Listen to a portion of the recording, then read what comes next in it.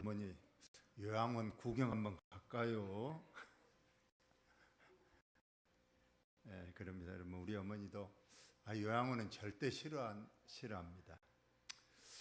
물론 요즘 요양원 가는 것이 꼭 나쁜 것은 아니겠지만 우리 교회 성도님들은 다 요양원 안 가고 집에서 건강하게 사시다가 2, 3일 좀 앓다가 자식들 불러서 다 만나보고 밤에 잠잔 듯이 우리 마복선 집사님 잠잔 듯이 돌아가신 것 같이 다 그렇게 평안한 주님 나라 가시기를 예수님의 이름으로 축원을 드립니다.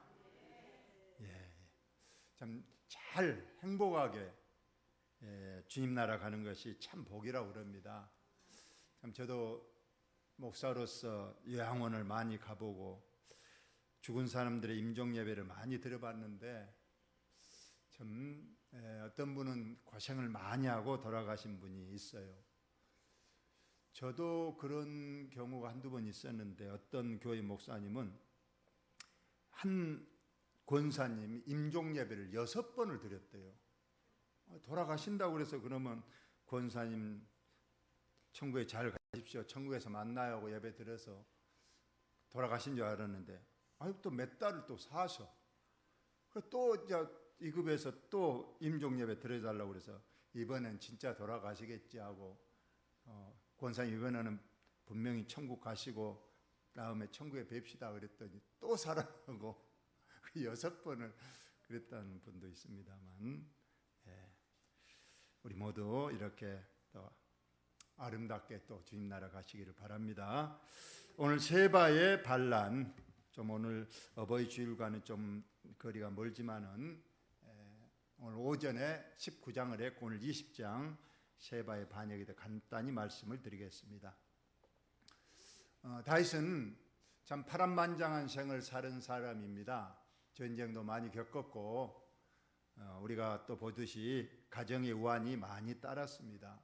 그래서 압살롬 아들이 반역을 해서 그것이 진압되고 평안을 찾은 것이 얼마 안 됩니다. 그런데 또다시 오늘 세바라는 불량배가 반역을 일으켜서 오늘 또 나라가 어렵게 됐다는 그런 내용입니다. 오늘 본문을 한번 봅니다. 불량배 하나가 있었다고 그랬습니다. 불량배 하나가 있으니 그의 이름은 세바인데 베냐민 사람 비그리의 아들이었더라. 여러분 성경에 보면 어떤 인물을 소개하면 반드시 누구의 아들이었다고 소개를 합니다. 좋은 사람도 아버지 누구의 아들이었더라, 나쁜 사람도 누구의 아들이었더라 하고 아버지 이름을 적습니다.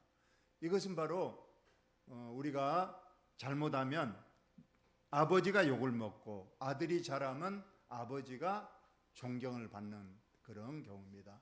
우리는 더더군다나 하나님을 믿는 성도로서 우리가 잘하면 하나님이 영광을 받으십니다. 세상 사람들도 하나님 믿더니 저 사람 참 다르다 하고 하나님께 영광을 돌립니다. 그러나 우리가 잘못하면 하나님 믿는 사람이 저런다고 하면서 우리가 믿는 하나님을 우리가 잘못되게 하는 그런 경우가 많이 있습니다. 오늘 여기도 보니까 불량배 세바가 아버지 이름이 비글입니다. 그러면 세상 사람들이 저 비글이 하고 그 아들과 아버지를 함께 비난하는 겁니다.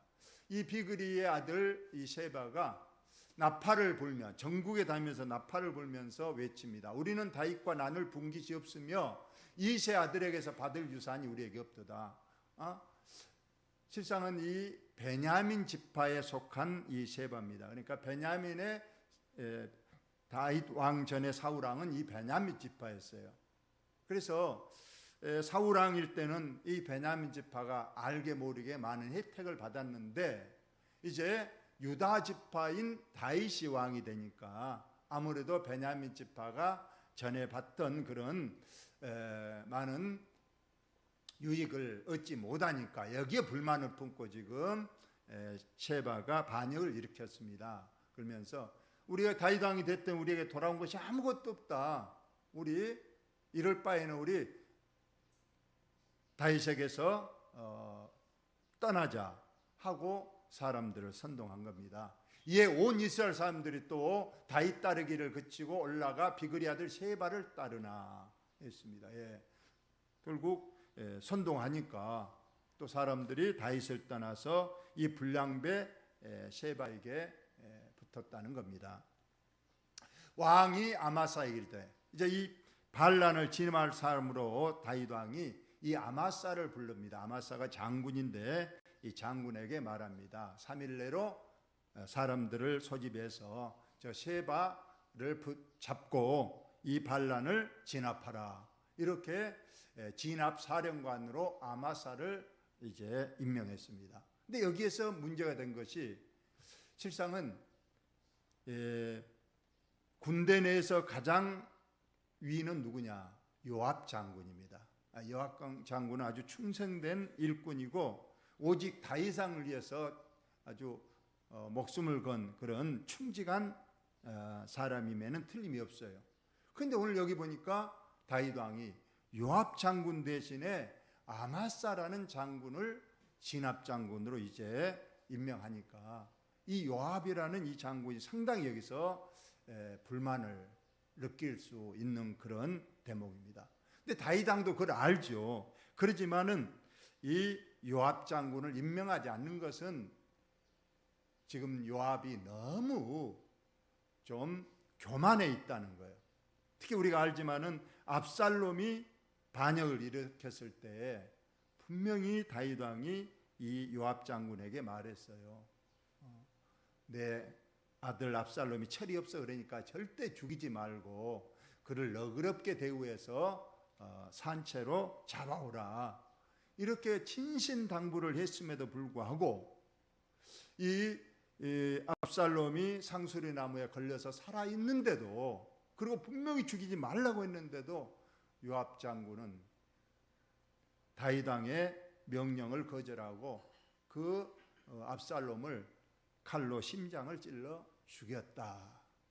그리고 그 시체도 안 가져오고 그냥 구덩이 파가지고 그 구덩이에 압살롬 왕자를 던져놓고 그냥 돌로 그냥 쏴버렸다.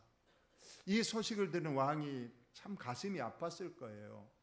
물론 반란은 진압이 됐지만은 분명히 죽이지 말라고 한 아들을, 압살롬을 그렇게 무참하게 죽이고 장례도 안 치르고 그냥 돌무더기에 쏴버리니까, 그래서 왕은 마음에 요압 장군이 충성된 일꾼이면 틀림이 없지만은 그가 너무 교만해서, 그래서 요압은 실상은 이기주의입니다. 충성을 하지만은 자기 주장이 옳은 거예요. 그래서 자기 주장과 안 맞으면 왕의 명령도 듣지 않는 그런 사람이에요. 그래서 여기에서 다윗 왕이 이번에는 요압 장군 대신에 아마사를 진압 사령관으로 임명을 한 겁니다. 근데 여기가 이제 문제가 된 겁니다. 이 아마사하고 요압 장군이 만났어요. 그러나 분명히 진압 사령관은 아마사입니다. 요압 장군에게는 아마사를 도와서 열심히 진압하라고 했는데, 이때 요압이 불만을 품고 다윗 왕이 임명한 아마사를 오늘 보니까 죽이잖아요. 아마사가 요압의 손에 있는 칼은 주의하지 아니한지라 요압이 칼로 그의 배를 찌르매 그의 창자가 땅에 쏟아져서 죽었다. 실상은 요압이 아마사를 죽일 이유가 하나도 없는 거예요. 같은 편이고 같이 가서 셰바의 반란을 진압해야 됨에도 불구하고 이 요압 장군은 자기를 제끼고 아마사가 진압 장군으로 임명됐다는 것에 불만을 품고 그냥 칼로 죄 없는 아마사를 죽여버린 겁니다. 얼마나 냉정한 사람입니까? 그리고 나서 이제 요압이 이제 셰바의 반란을 진압하러 가는데, 이때 셰바가 어디로 가느냐? 셰바가 이스라엘 모든 지파 가운데 두루 다녀서 아벨과 베아마가와 베림 온 땅에 이르니 그 무리도 다 모여 그를 따르더라. 점점 셰바에게로 오는 백성들의 숫자가 많아진 겁니다. 그러니까 셰바가 이제 기세등등했어요. 그리고 어디로 가느냐 하면, 그들이 뱀마가 아벨로 가서 셰바를 예우고 그 성읍을 향한 지역 언덕 위에 토성을 쌓고 요압과 함께한 모든 백성이 성벽을 쳐서 얼고 자더니 어디로 셰바가 가느냐? 바로 아벨성으로 갔다는 거예요. 아벨성에 가서 이제 가 있으니까 이 요압 장군이 아벨성까지 갔습니다. 근데 아벨성이 너무 견고합니다. 그래서 옆에 큰 토성, 큰 이제 언덕 토성을 세우고 그 성과 거의 맞닿을 만큼 높이로 세우고 그 위에서 이제 집중 공격을 해서 아벨성을 무너뜨리고자 하는 겁니다. 이제 이 아벨성은 이제 곧 그 안에 많은 사람이 살고 있었는데 이제 요압 장군에 의해서 이 아벨성이 이제 불타고 완전히 모든 사람이 죽게 될 처지에 놓였다는 거예요. 이랬을 때 어떻게 하느냐? 이 성읍에 지혜로운 한 여인 한 사람이 있었다는 겁니다. 이름은 없지만은 아주 지혜로운 여인. 근데 이 지혜로운 여인 가만히 생각하니까 이 셰바 한 사람이 어느 날 반역을 일으키고 자기 성읍으로 왔어요. 그런데 지금 이 반란을 진압하려고 저 바깥에 지금 요압 장군이 군대를 이끌고 토성을 쌓고 이제 불화살을 쏠고 하려고 지금 하고 있는 겁니다. 이거 까딱하면 이 성읍이 멸망하게 생겼다는 거예요. 이거 어떻게 할까? 이 지혜로운 여인이 생각하고 마침내 결단하고 요압 장군에게 말합니다. 들을지어다 청하건대 너희는 요압에게 이르기를 이리로 가까이 오라. 내가 내게 말하려 하노란데. 그래서 협상으로 이 전쟁을 막아보려고 이 지혜로운 여인이 요압 장군을 불렀습니다. 요압이 그 여인에게 가까이 가니까 그 여인이 이르되 당신이 요압이니까 하니 대답하되 그러하다 내가 요압이다. 그 여인이 그에게 이르되 여종의 말을 들으소서 하니 대답하되 내가 들으리라. 전쟁을 하기 전에 이렇게 협상을 하는 겁니다. 아벨성의 대표 이 여자. 실상 이 지혜로운 여인이라고 성경이 기록하고 있는데 아마 이 성의 성주였다고도 합니다. 어찌됐거나 이 여인과 반란 이제 진압할 요압 장군 간에 이제 서로 협상이 된 겁니다. 자, 이때 이 요압에게 여인이 말합니다. 여인이 말하 이르되 옛사람이 흔히 말하기를 아벨에게 가서 물을 것이라 하고 그 일을 끝냈었나이다. 이 아벨성에는 지혜로운 사람이 많이 있어서 어떤 사람들이 어떤 분쟁이 생기면 이 아벨성에 와서 이 문제가 이러는데 어떻게 할까요? 물어보면 이 아벨성의 사람들이 지혜가 있어서 그 문제 이렇게 해결하면 됩니다 한번 말해주면 그대로 행하면 틀림없이 모든 문제가 이렇게 잘 끝내지는 그런 아벨의 지혜로운 사람이 이렇게 많은 곳임을 먼저 이 여인이 요압 장군에게 말하는 거예요. 그러면서 나는 이스라엘 화평하고 충성된 자 중 하나이거늘 당신이 이스라엘 가운데 어머니 같은 성을 멸하고자 하시는도다. 어찌하여 당신 여호와의 기업을 삼키고자 하시나이까. 참 이처럼 아벨성이 지혜롭고 잘 살면서 평화롭게 사는데 어찌하여 이 어머니같이 평화로운 이 아벨성을 당신이 멸하려고 합니까? 이 성도 하나님이 세우신 이 성인데 어찌하여 우리 이 성을 멸하라고 지금 토성을 쌓고 우리를 공격하러 합니까? 하고 물어봅니다. 요압이 대답하되 결코 그렇지 않다. 그 너희 성을 멸하려고 한 것이 아니다. 절대 너희 성을 멸하거나 삼키려고 한 것이 아니고 너희 성에 한 사람 그 반역자 셰바가 너희 성에 가 있기 때문에 그 셰바를 잡으려고 한 것뿐이다. 이렇게 말해줍니다. 그러자 그 일이 그러한 것이 아니니라. 에브라임 산지 사람 비그리 아들 그의 이름을 셰바라는 자가 손을 들어 왕 다윗을 대적하였나니 너희가 그만 내주면 그래요.